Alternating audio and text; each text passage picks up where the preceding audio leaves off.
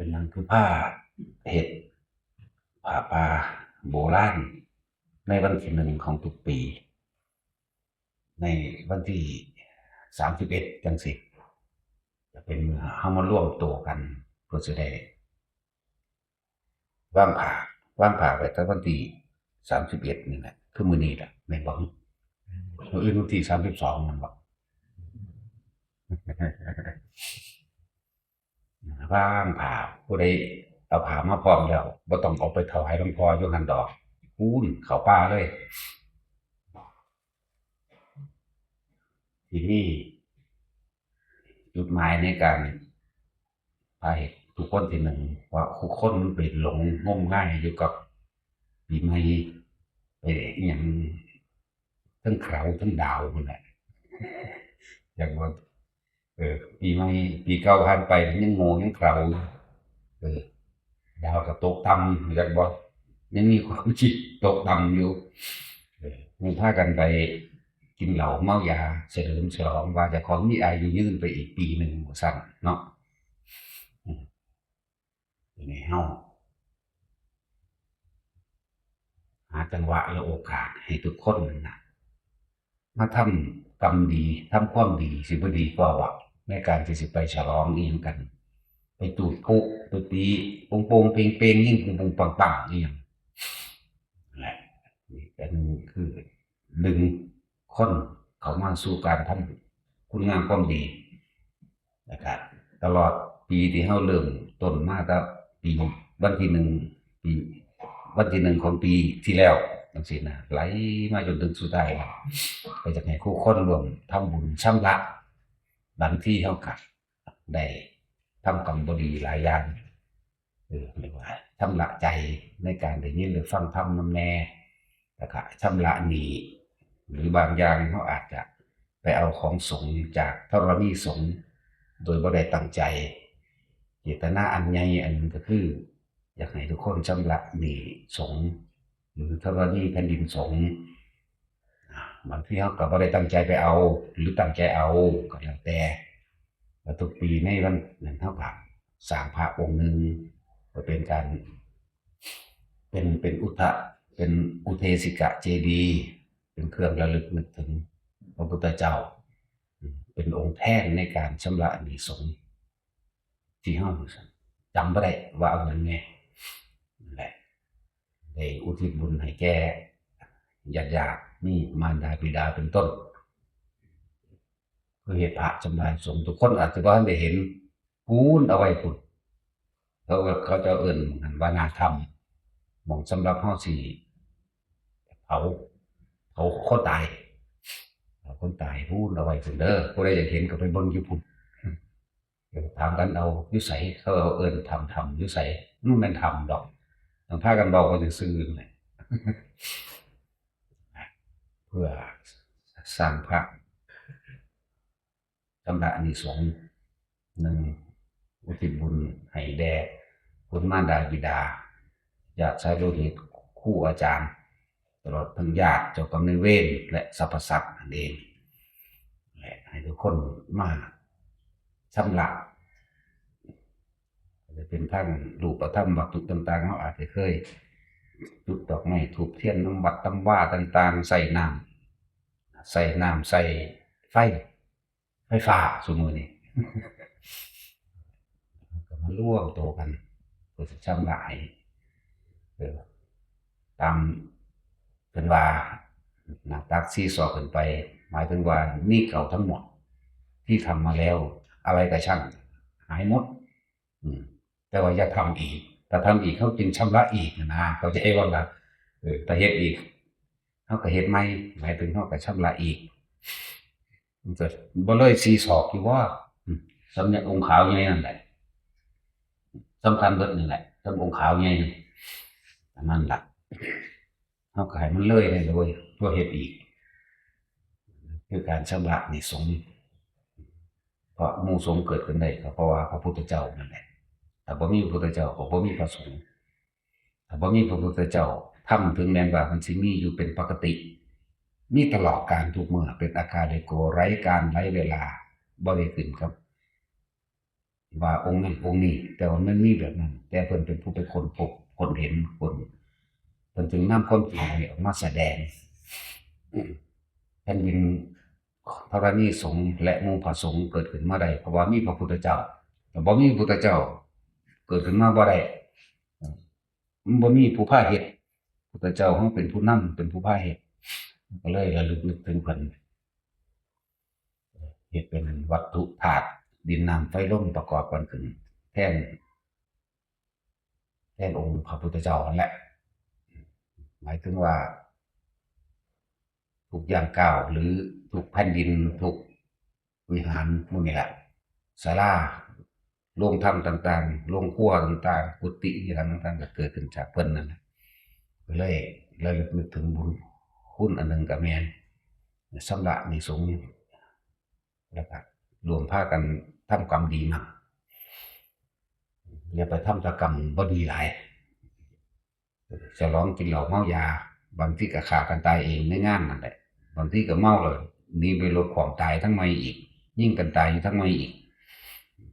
จังว่าให้พากันมาทำบุญมั่งเหมือนกับการเฮาเคยทำเลวมาหลายๆเริ่มต้นตั้งแต่ต้นปีจนมาถึงปลายปีแล้วก็ชำระความเลวออกนี่เลยจึงพาเหตุแบบนี้ และการเฮ็ดผ้าป่าโบราณก็เป็นการรักษาประเพณีเก่าๆเก่าสำใดก็เก่าซ้ำเสาแต่เจ้ามีชีวิตอยู่พุ่นล่ะแต่สมัยตะกี้บ่ได้เป็นแบบนี้แล้วก็เฮ็ดผ้าป่าจังซี่เฮาส่วนมากมันสิท่าประธานมีผู้พาเฮ็ดก็ต้องท่าประธานผู้ใดผู้หนึ่งพาเฮ็ดอันนี้เฮาจงเป็นประธานตัวเองนำผ้ามาผืนหนึ่งผ้าขนหนูก็ได้ผ้าเช็ดหน้าก็ได้ผ้าขาวธรรมดานี่ก็ได้บ่ได้เกี่ยวกับว่าสิเต็มไตรหรือบ่เต็มไตรหมายถึงผ้าพวกสงฆ์ใส่ก็ดีจึงให้เป็นให้แล้วก็เป็นแนวทางให้ทุกคนได้เป็นผู้นำตัวเองใจเป็นใหญ่ใจเป็นประธานนำโดยใจตัวเองแล้วก็มาบอกแนวทางให้แต่ละคนบอกเฮานี่มาเกิดเองตายเองบ่มีผู้ใดนำเฮามาเกิดตัวเฮาเองบ่มีสิ่งศักดิ์สิทธิ์เทพเจ้าทั้งใดมาดลบันดาลให้เฮาเกิดบ่มีผู้ใดเฮ็ดเฮาสุขเฮาทุกข์ได้ตัวเฮาเฮ็ดเองเนี่ยหัดเป็นผู้นำตนเองแม้นกฐินก็ให้เป็นตัวเองเป็นผู้นำตนเองบ่ต้องไปรอเจ้าภาพแม่นผ้าป่าก็ตัวเองเป็นผู้นำตัวเองเป็นประธานตัวเองให้ทุกคนได้ฟังสิ่งที่บ่เคยได้ยินได้ฟังนะเพราะเฮาบ่ได้เอาใจยดจ่อใส่ใจมันพอปานใดดอกได้ฟังแล้วก็เอาไปแยกแยะเอาเองเฮาต้องเป็นผู้นำตนเองชีวิตความเป็นอยู่เฮาเป็นผู้กำหนดของเฮาเองเด้บ่แม่นแนวอื่นชาติก่อนทำกรรมใดไว้ก็ตัวเองทำเองเลยชาตินี้รับผลกรรมนั้นชาตินี้ทำกรรมใดไว้ชาติหน้ารับผลกรรมนั้นที่ตัวเองเฮ็ดเองเด้แหละจงกำหนดเองบัดนี้เอาธรรมะเข้าไปประดับความคิดประดับใจนั่นแหละแล้วก็แยกแยะเอาเองตัวถ้าว่าชาตินี้ทำกรรมนี้ชาติหน้าจะได้รับอยู่เอาเฮ็ดจังไดมันสิพ้นกรรมเฮ็ดจังไดมันสิพ้นเฮ็ดจังไดมันสิบ่ไปรับบ่ว่ากรรมดีก็ไปรับกรรมเลวก็ไปรับเฮ็ดจังไดสิบ่เอาทั้งเลวและดีดีและเลวบ่เอาก็ต้องมาฝึกมาหัดเอาตัวในเมื่อมีการเกิดมันต้องมีวิธีเฮ็ดบ่ให้เกิดพวกเขามาเกิดเองพวกเขาก็ต้องมีวิธีที่บ่ต้องมาเกิดอีกจึงให้ทุกคนเป็นผู้นำตัวเองเอาธรรมเป็นใหญ่ศึกษาความจริงของชีวิตศึกษาความจริงของสัตว์ทั้งหลายมันเกิดแบบใดคำว่าสัตว์ทั้งหลายพวกเฮาก็เป็นสัตว์ในคนนี่ล่ะสัตว์เทวดาก็สัตว์บ่ได้แม่นว่าแต่หมาบ่แม่นว่าแต่ไก่แต่เป็ดแต่ปูแต่ปลาเด้สัตว์เบิดตราบใดที่ยังมีตัณหาและอุปทานความอยากได้อยากดีอยากมีอยากเป็นนั่นๆนี่ๆตราบใดที่ยังมีความโลภตราบใดที่ยังมีราคะความพอใจปรารถนาแห่งความสุขนั่นในรูปในรสในกลิ่นในเสียงนี่เองตราบนั้นเขาก็ยังเวียนว่ายแต่เกิดเมื่อมันมีความพอใจในความปรารถนาความสุขมันก็ต้องมีวิธีที่ให้หมดความปรารถนาเหมือนกันไปจึงว่าให้มาศึกษาธรรมะความจริง ความจริงสัตว์เกิดแบบนี้ความจริงสัตว์ที่ไม่ต้องมากลับมาเกิดทำแบบนี้พุทธเจ้าเป็นผู้ไปค้นพบค้นพ่อมาพวกเฮากันเดินตามเอาผู้ใดอยากค้นก็เฮ็ดเอาผู้ใดยังปรารถนาความสุขความสมหวังอยู่ก็เอาทำบุญไปเรื่อยเกิดไปเรื่อยป่วยตายไปเรื่อยบ่แม่นได้รวยบ่ป่วยบ่ตายคือเก่าตายเร็วกว่าคนจนอีกมันบ่ค่อยทำงานมันบ่แข็งแรงเกิดเป็นหยังก็สร้างให้พวกเฮาเบิ่งเกิดแล้วต้องแก่เดินทางต้องเจ็บป่วยร้อนหนาวหิวหวาดกลัวต้องพบประสบเจอภัยอันเกิดจากน้ำท่วมไฟไหม้แผ่นดินถล่มฟ้าผ่าพายุภัยอันเกิดจากสงครามภัยอันเกิดจากโรคระบาดภัยอันเกิดจากความอดอยากและแห้งแล้งภัยอันเกิดจากมนุษย์ด้วยกันภัยอันเกิดจากอมนุ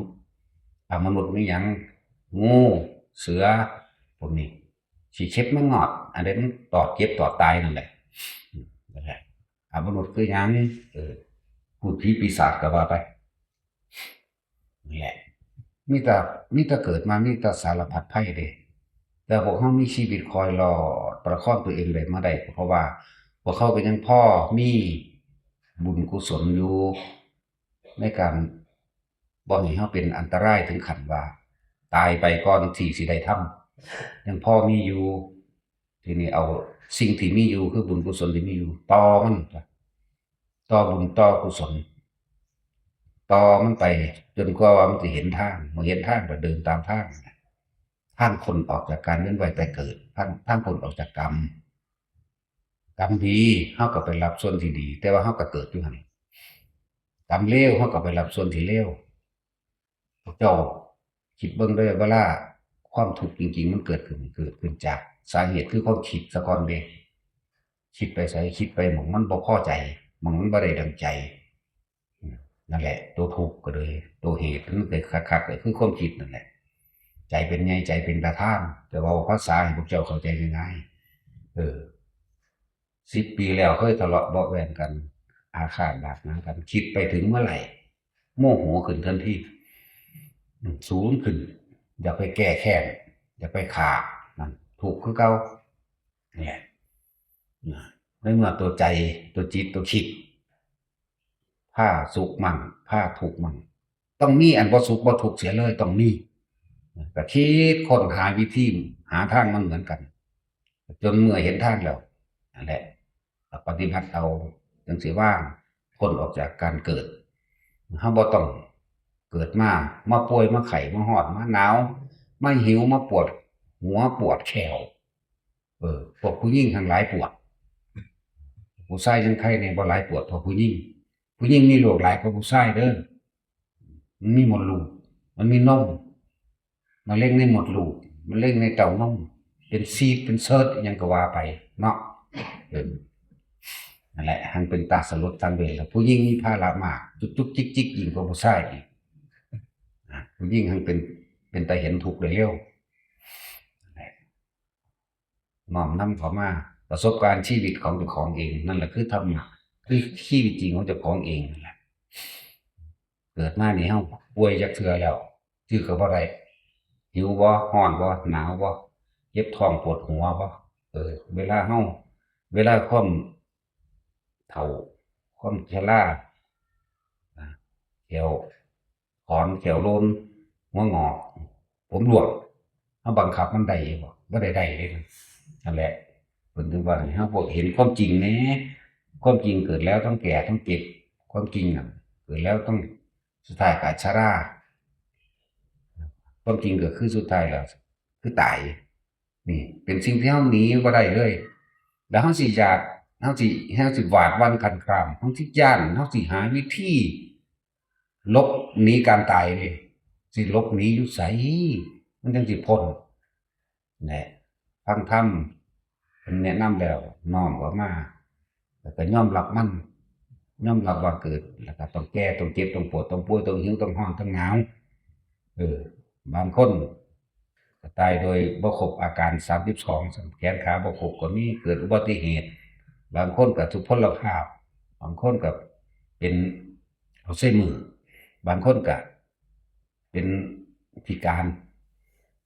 ย่างบ่ได้นั่นแหละจังซั่นแหล้วหลายอย่างมันสิเป็นหยังมากขณะที่ยังมีชีวิตอยู่แต่ว่าสุดท้ายแล้วก็ต้องหมดชีวิตเหมือนกันหรือว่าน้อมเข้ามาเฮ็ดจั่งใดเราสิหนีได้เฮ็ดจั่งใดเราสิหยุดการบ่กลับมาเกิดมาตายอีกหนีบ่ได้เด้ความตายหนีบ่ได้เด้ต้องยอมรับนั่นแหละเพิ่นจึงให้เฮาฝึกทุกข์คือสภาวะทั้งหลายที่พวกเราต้องจำต้องทนบ่มีไผอยากทนแต่ว่าจำต้องทนนี่คือทุกข์เพราะหยังทุกข์เพราะมีร่างกายทุกข์เพราะหิวทุกข์เพราะร้อนนี่แหละคือต้องจำต้องทนทุกข์เป็นสภาวะที่ทนได้ยากถ้าทนได้ยากก็ต้องตายแล้วก็ต้องจำต้องทนตอนที่บ่ทันได้ตายสาเหตุแห่งทุกข์คือความอยากตัณหาและอุปาทานการดับทุกข์คือบ่อยากเป็นนิพพานเลยถ้าผู้ใดบ่อยากมันมีความอยากได้หยังเป็นหยังเนี่ยแต่ว่าถ้าผู้ใดหูทางเห็นทางปฏิบัติไปมักมีองค์8สัมมาทิฏฐิมีความเห็นตามความเป็นจริงสัตว์ทั้งหลายเกิดเท่าไหร่ตายเท่านั้นเกิดมาแล้วที่จะไม่เจ็บไม่ป่วยไม่ไข้ไม่ตายไม่มีนี่เห็นตามความจริงสัตว์โลกเป็นไปตามกรรมกระทำกรรมอันใดไว้ต้องได้รับผลของกรรมนั้นสืบไปเหมือนตัวเฮาเองนะถ้าเฮาเห็นตามความเป็นจริงทุกสิ่งทุกอย่างบ่กี่ลังอย่างยืนหาความจริงแท้แน่นอนบ่ได้มีเกิดกับดับเท่านั้นยอมรับตามความเป็นจริงนั่นแหละถ้าเฮาได้ความจริงตัวนี้เป็นหัวข้อเป็นต้นแรกหมดแล้วสัมมาทิฏฐิสัมมากัปโปวาจากัมโตอาจิโววาจโมสติจนถึงสมาธิมันก็เป็นอันเดียวกันเองแต่ว่าฝึกหัดหาวิธีเอาจึงมีวิธีมันเริ่มค่อยๆไปเลยทานศีลเนกขมะปัญญาวิริยะขันติสัจจะอธิษฐานเมตตาถึงสุดท้ายแล้วอุเบกขาเนี่ยถ้าผู้ใดคอยเฮ็ดไปไหว้ทุกคนทุกๆปีของปีใหม่เฮาก็เฮ็ดผ้าป่าโบราณเพื่อคนหนึ่งให้เป็นผู้นำตัวเองแต่คำว่าผ้าป่าบ่ต้องให้ผู้ใดมาเป็นประธานให้ตัวเองเป็นประธานเองตัวเองเป็นผู้นำตนเองแต่เป็นการชำระหนี้เก่าๆหรือกรรมเก่าๆหมายถึงเฮาเฮ็ดไว้ในชาตินี้ได้มีโอกาสได้มาทำบุญตามกาลตามเวลามันนำแน่ชำระหนี้สงฆ์ชำระหนี้ธรณีสงฆ์ก็ว่าไปได้ทุกๆคนที่รวมมาทั้งเบิดนั่นแหละมีส่วนรวมทั้งเบิดเด้อในองค์พระบ่ว่าสิเป็นผู้ละบาทผู้ละสลึงก็ตามผู้ละล้านก็ตามรวมแล้วในองค์พระนั่นคือการชำระเพื่อหยังถ้าเฮาบ่พ้นไปในชาตินี้รูปร่างกายของเฮาก็สิสมบูรณ์บริบูรณ์แน่บ่ได้เกิดเป็นคนพิการหรือของบางอย่างที่เฮาเคยติดหนี้บัดนี้ติดหนี้สงฆ์มันหนักกว่าหนี้อย่างอื่นเฮาก็เลยชำระหนี้สงฆ์โดยการถวายผ้ามั่งเพื่อหมู่ภิกษุสงฆ์ได้ใช้ยารักษาโรคอาหารเครื่องนุ่งห่มเพื่ออำนวยความสะดวกสบายต่างๆแล้วแต่ก็เงินที่นั่นมาที่บริจาคมามันก็แปรเปลี่ยนไปเป็นปัจจัยหลายอย่างบ่ว่าแต่ปัจจัย4เป็นปัจจัยหลายอย่างช่วยเหลือคนทุกข์คนยากมั่งมีผิดเหตุภัยสงครามมั่งสนับสนุนเป็นกำลังทางอาหารมั่งกองทัพต้องเดินด้วยท้องส่งเสบียงอาหารของใช้อื่นๆยารักษาโรคพวกนี้ตลอดทั้งผู้ประสบภัยอพยพสงครามนี่หรือบางที่โรงเรียนมาขอวัดบางที่ก็มาขอนั่นนี่ก็เป็นของทุกๆคนนั่นแหละนี่เฮากระจายออกไปเพื่อเฮาบ่พ้นเมื่อบ่พ้นก็ได้ใช้ของเก่าเจ้าของเฮ็ดไว้นี่แหละชาตินี้ทำกรรมใดไว้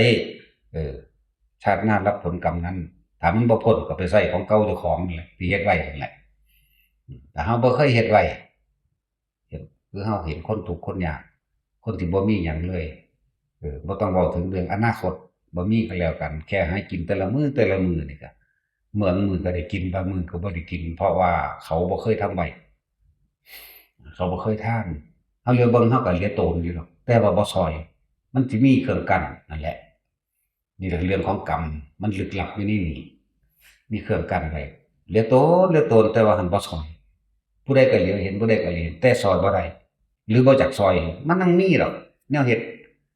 นี่แหละกรรมเป็นของลึกลับอยู่อย่าโตนอยู่เวลาเขาเอามาเว้ามาคุยสัมภาษณ์นั่นนี่หิวฮอดก็บ่มีผู้ใดอยากเข้าไปซอยเด้ตัวเขาเองขี้ตะดีที่เหนียวของเขาเองนั่นแหละมันสั่งสมไว้แบบนั้นแหละสั่งสมความขี้ตะดีที่เหนียว เอ่ออย่าลืมเด้อมนุษย์นี่นับในทะเบียนที่จดมาน่ะแค่7,200 กว่าล้านคน แต่ว่าสัตว์ทั้งหลายนี่พวกเจ้าเคยคิดพอว่าปวกเท่าใดปวกเบิดโลกเท่าใดมดดำมดแดงเบิดโลกเท่าใดปลามีเท่าใดสัตว์อื่นๆมีเท่าใดนั่นแหละมนุษย์จึงเป็นของเกิดขึ้นได้ยากและสิ่งที่ยากจริงก็คือธรรมะคำสอนพระพุทธเจ้าอ่าที่ผู้นำเอาธรรมะมาแสดงยากที่สุดคือพระพุทธเจ้าเกิดเป็นยากที่หนึ่งบุคคลเมื่อพระพุทธเจ้าเกิดขึ้นได้แล้วคนที่ปฏิบัติธรรมตามพระองค์เกิดขึ้นยากอีกคนที่นำธรรมของพระพุทธเจ้าแสดงตามความจริงยากอีกมันบ่ธรรมดาเด้พวกเฮาแล้วคนที่สิปฏิบัติตามอีกยากอีกก็ถ้าสิว่าสิเป็นคนก็ยากแฮงในเมื่อเฮามารู้มาพบมาเห็นมาพอพากันภาวนาเอาไว้มันเป็นเครื่องสะสมตัวเองมันบ่คือไสดอกมันเป็นของเจ้าของหมดนั่นแหละภาวนามันมาฝึกเอามันนี่ก็มีผู้ฝึกให้อยู่ฝ่ายผู้หญิงก็ปูนผู้หญิงก็มีฝ่ายพระสงฆ์องค์เจ้าเพิ่นก็สิจัดการกันเองกันนั่นแหละเอ้าพอละ